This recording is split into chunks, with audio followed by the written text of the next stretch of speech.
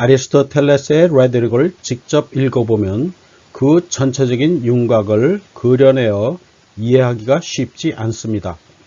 왜 그리 구성했는지, 각 부분들이 어디에 속하고 무엇을 말하는지, 어떻게 사용하는지에 대해 알 수 없기 때문입니다. 아리스토텔레스는 그의 저서 레토릭에서 레토릭은 플라톤의 다이렉틱, 즉 추론적 논증 대화법의 다른 한짝이라 하면서 시작합니다. 다이렉틱과 레토릭은 한 쌍이라고 보고 있는 겁니다. 진실, 사실, 진리를 추구하면 같이 한다는 의미입니다. 그리고 증거를 기준으로 레토릭을 분리하여 설명을 시작합니다. 왜 증거를 기준으로 했냐고요? 그는 증거가 진실과 거짓의 경계선을 가르는 것을 알기 때문입니다. 그런 후 이분법을 사용하여 수사학을 artistic and non-artistic으로 분류합니다.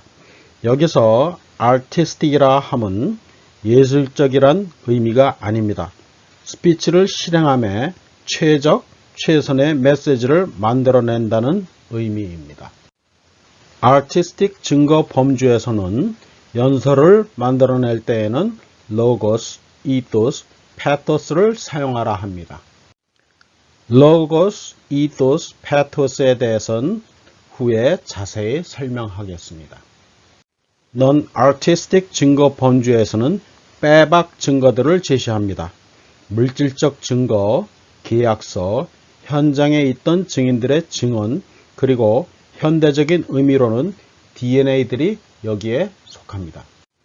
non-artistic 증거들은 증거 그 자체가 사건을 말해주는 중요한 단서이기 때문에 레토릭이 그리 필요하지 않다고 여깁니다. 따라서 아리스토텔레스의 수사학은 artistic 증거 범주에 집중을 합니다. 아리스토텔레스는 다시 artistic proofs에 초점을 맞춰 수사학을 사용하여 증거를 생성하는 방법의 세 가지 범주들을 소개합니다. 첫 번째로는 축약 3단 논법을 사용하는 경우입니다. 축약 3단 논법 사용법은 후에 로고스를 소개할 때 설명하겠습니다. 이 범주는 다시 두 가지 경우로 나뉩니다. 첫 번째는 가능성이 있는 전제를 기반으로 하여 축약 3단 논법을 사용하는 경우입니다. 전제는 물론 연설자가 발견하여 글로 표현해야 되겠죠. 두 번째로는 징후, 조짐, 사인을 기반으로 하여 3단 논법을 사용하는 경우입니다. 두 번째로는 example을 사용하는 범주입니다.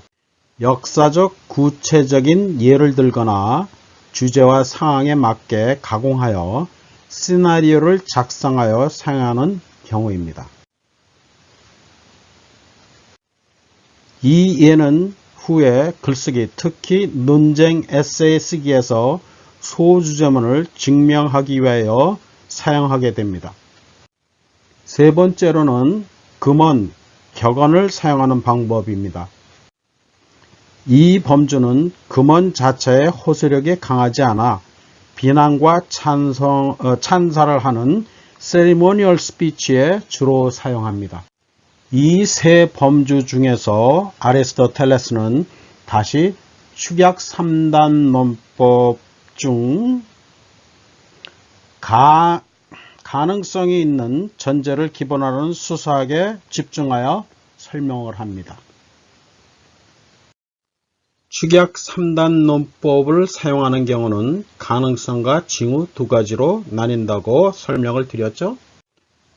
가능성의 경우 과거에 발생한 상황에 대해 자신이 이렇다 저렇다고 여기는 것이 가능성이 클 때를 가정하는 겁니다.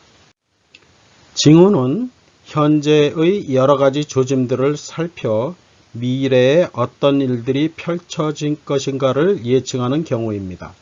이 징후 범주는 후에 에세이 쓰기에서 구체적인 시나리오를 예로 하여 소주제문을 증명하는 방법으로 사용하게 됩니다. 이렇게 징후의 경우는 그 범죄의 중요성이 축소가 됩니다. 가능성의 경우를 다시 살펴봅시다. 가능성의 경우는 다시 두 범주로 나뉘는데, 첫 번째는 특별한 주제, 즉 자신이 주제를 찾아내 재단을 하는 경우입니다.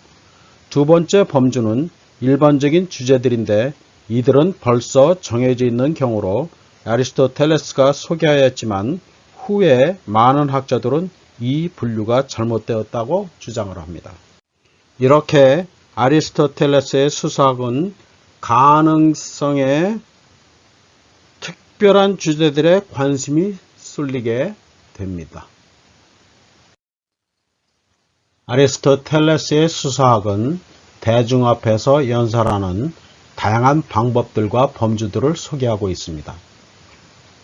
이들 중에서 우리가 현재 주로 사용하고 있는 부분들은 가능성이 큰 전제를 기반으로 주제가 특별한 경우입니다.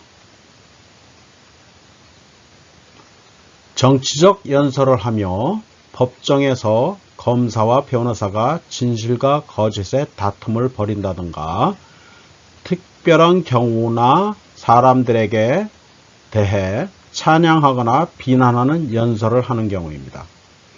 이런 연설을 할 때에는 아리스토텔레스는 이토스, 파토스, 로고스를 오디언스의 성향에 맞춰 적절히 배합하여 최선의 메시지를 작성하여 청중을 설득하려 합니다. 이 부분들이 우리가 알고 있는 레토릭입니다. 이 부분이 발전하여 다양한 경우들에 대한 다양한 장르의 수사학이 후에 탄생합니다.